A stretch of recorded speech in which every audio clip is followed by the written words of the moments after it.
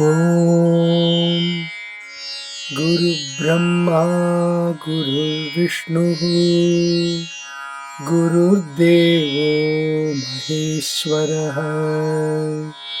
Guru Sakshat Param Brahma Tasmai Shri Gurave Namaha.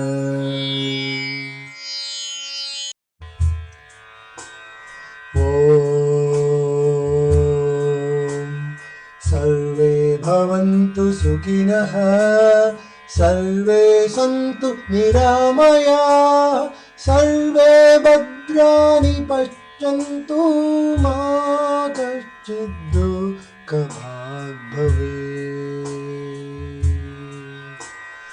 असतो मा सद्गमय तमसो मा ज्योतिर्गमय मृत्योर्मामृतं गमय.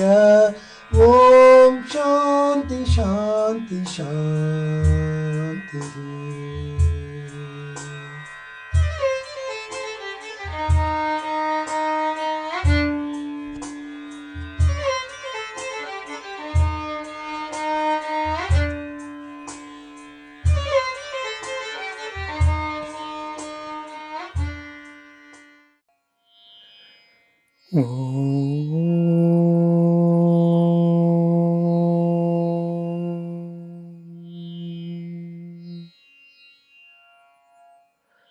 Tiruchitrambalam. Welcome. In the previous presentation, we saw how Abhiraami Bhattar sang the glory of the goddess and also how he viewed the importance of her devotees and the significance of satsang. In this presentation, we will see the devotion of Abhiraami Bhattar, where he accosts the goddess with spiritual intimacy. Let us listen to the song. மனிதரும் தேவரும் மாயா முனிவரும் வந்து சென்னி குனிதரும் சேவடி கோமளமே கொன்றைவார் சடைமேல் பனிதரும் திங்களும் பாம்பும் பகீரதியும் படைத்த புனிதரும் நீயும் என் புந்தி என்னாலும் பொருந்துகவே. In this verse, Sri Bhattar enumerates the order of creation as follows: human beings, devas, and sages. Why do the sages come after the devas? This is mainly the order of knowledge. Human beings have the least knowledge compared to that of the devas, while the sages have more knowledge than the devas. Sometimes sages are equated with God. Whenever we think of Devi, we should think of some sages too. Somebody like Sri Hayagriva, Sri Agastya, Sri Lopamudra Devi, Sri Markandeya, and many more. The sages are considered to be superior to the devas and human beings. All of them worship the lotus feet of Devi. Here, Sri Bhattar teaches us how to worship the god. Kunitarum. You have to bend so that your head touches the feet of the goddess. Even great people like sages are worshipping the feet of Amba in that manner. The word Komalam means soft, lotus, and gold. In this context, all these meanings are applicable. In this verse, the line Komalame, Kondraivar Sadaimel gives us different meanings. Kunitharum Sevadi Komalame, Kondraivar Sadaimel. When this sentence is considered without any breaks, it means that even Lord Shiva is holding the holy lotus feet of Ambal, which is always worshipped by the sages, devas, and human beings. If we break that into Kunitharum Sevadi Komalame and then Kondraivar Sadaimel, the usual meaning is derived. This is an important verse because In this verse, the Saulabhya of Swami, Lord Shiva, has been stated very clearly. Sri Bhattar has not simply said, you come with your husband. You Purshanoda Vandidu. He is not saying that. He has stressed some more points about Lord Shiva. When describing the mother goddess, he has praised the lotus feet of Devi, Tiruvadi, lotus feet. When describing Lord Shiva, he has praised his head, Tirumudi. Generally, when one praises or describes a female goddess, the order followed is Kesadi Padanta Varnana, starting from the head to the feet, and vice versa for male deities. We can see that in Saundarya Lahari, where Sri Shankara describes the mother goddess from the head to the feet, Kesadi Padanta Varnana, and Shiva Padadi Keshanta Varnana Stotram, and Vishnu Padadi Keshanta Stotram, where Sri Shankara describes the deity Lord Shiva and Lord Vishnu from the feet to the head. But here in Abhiraami Andhaadhi, Bhattar does a Padadi Keshanta Varnana of the deity in the opposite manner. It only means that Bhattar has clearly established that there is no difference at all between Swami and Ambal. We should never consider them as two separate deities. Wherever he finds it appropriate, he emphatically declares that he is absolutely in need of the grace of both Lord Shiva and Ambal. One important point to note here is that Sri Bhattar ranks the grace of Lord Shiva even a step above that of the grace of Ambal. How is that? Let us see. Everyone is worshipping the lotus feet of Ambal, but moon, Ganges, Kondrai flower and snake are all there residing in the head of Sri Parameshwara. It means all their legs are on the head of Swami. This shows how simple Saulabhya, meaning easily available and obtainable, and how Ashutoshi, one who is easily satisfied, Lord Shiva is, and how much grace he bestows on his devotees. He is even ready to take them on his head and show a step higher than himself.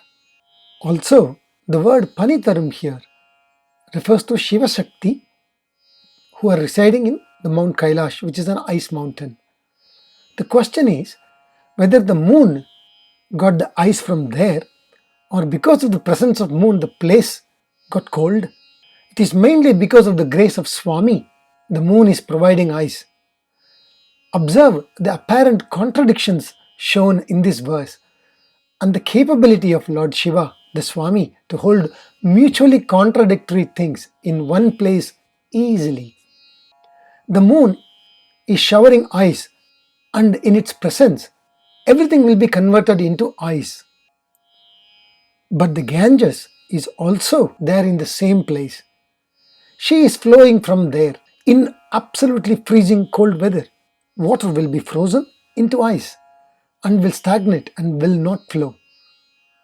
But here, both are performing their respective tasks, irrespective of the environment.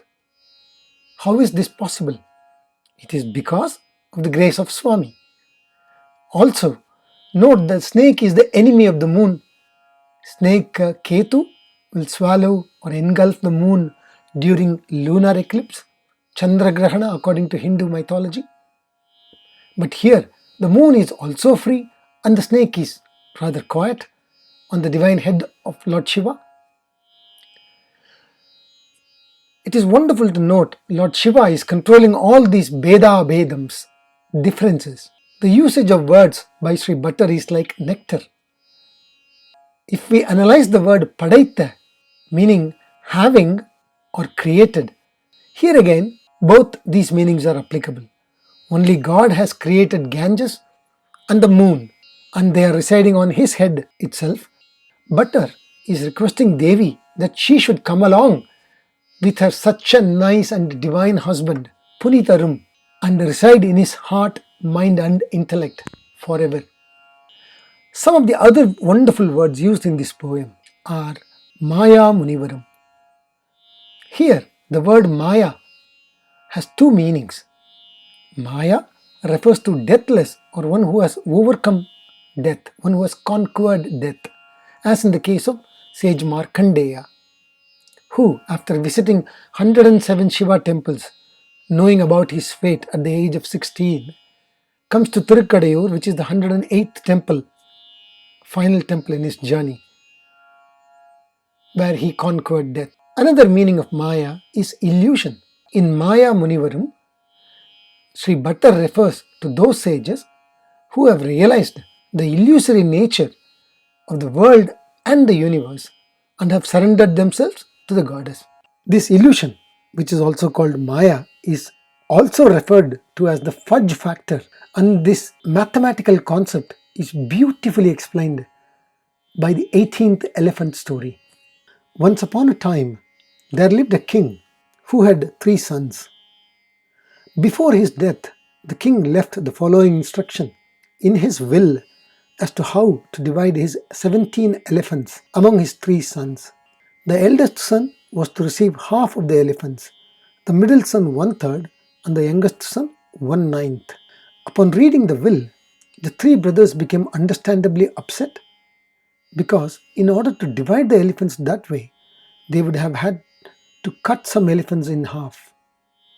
They did not know how to solve the problem when one of the king's ministers heard about this and helped to solve the conundrum.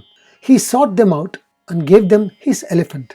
With deep gratitude, the 3 brothers proceeded to divide the elephants. The first brother took half of 18, thus 9 elephants. The second brother took a third of 18, thus 6 elephants. The third brother took a ninth of 18, thus 2 elephants, bringing the total to 17. The 18th elephant became redundant, and the minister took his elephant back and rode away. Here, the 18th elephant is the fudge factor, or Maya. This story is a metaphor to describe the usefulness of illusion, a process so fundamental on our journey of mindfulness. Here, Abhiraami Bhattar says, even those who have conquered this fudge factor, or Maya, worship the goddess's feet. Maya Munivaram. Finally, the word Purundugave. Purundudal means that fits perfectly, without any issue, like a yoga, which means one that fits well, similar to the various yoga or yogams which are described as chapters in the Bhagavad Gita. This presentation comes to an end here. We will see you again in the next one.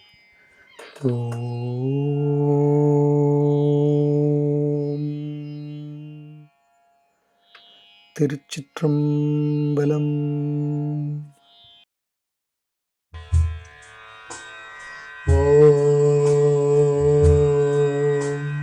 सर्वे भवन्तु सुखिनः सर्वे सन्तु निरामया सर्वे भद्राणि पश्यन्तु मा कश्चित् दुःखभाग् भवेत्